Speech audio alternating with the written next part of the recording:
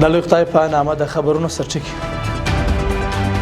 کابل کې د ترکیه له سفیر چنګونال سره د نورالدین عزیزي لیدنه د میدان وردګ ولایت د پولیسو د ښوونې او روزنې له مرکز څخه د 600 تنو منصوبینو فراغت او هالند کې د اسرائیل پر ضد د زرګونو کسانو لاریون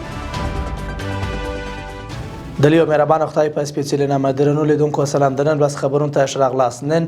دوشنبه د 1404 کال د تلې 14 منټه د زازیم د بشپړ خبرونه دي د صنعت او سوداګري وزیر نورالدین عزیزي په کابل کې د ترکیه له سفیر چنګ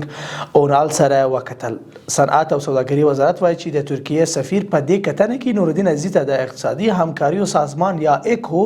د سوداګري وزیرانو په 15مه ناسته کې د ګډون رسمي بلنه ورکړه. ټاکل شوې ده دغه ناسته د روان مریض کال د نومبر له 24 څخه تر 26 نیټې د ترکیه په استانبول ښار کې جوړه شي. د ترکیه سفیر د غراض د صنعت او سوداګري وزیر ته په حلال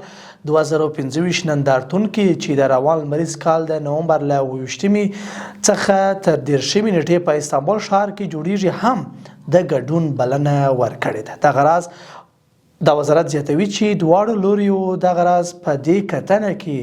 د دوه اړخیزو سوداګرۍ د پراختیا د ترانزیت د اسانه کولو او افغانستان ته د بهرني پانګونې د راجلبولو په تړاو هم خبرې کړې دي.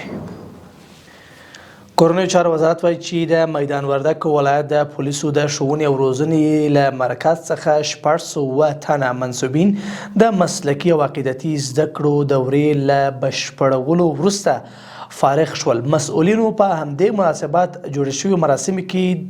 فارغو منصوبینو ته د دندې د ترسره کولو پر مهال د اخلاص، رښتینولي او د الله جل جلاله د رضا د ترلاسه کولو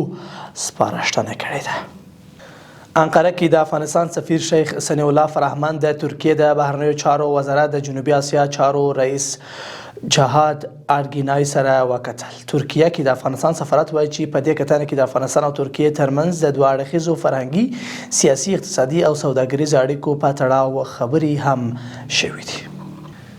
او روسي خبر ده چې لسګونه زره کسانو تېره ورځ د هالند په پلازمینه امستردام کې د غزې د جګړې پر خلاف لاریون وکړ او د دې هیواد له حکومت څخه وغوښتل چې د اسرائیلو پر وړاندې سخت دریځ غوره کړي. د رویټرز خبري اژانس د راپور له مخې په دغه لاریون کې شاوخوا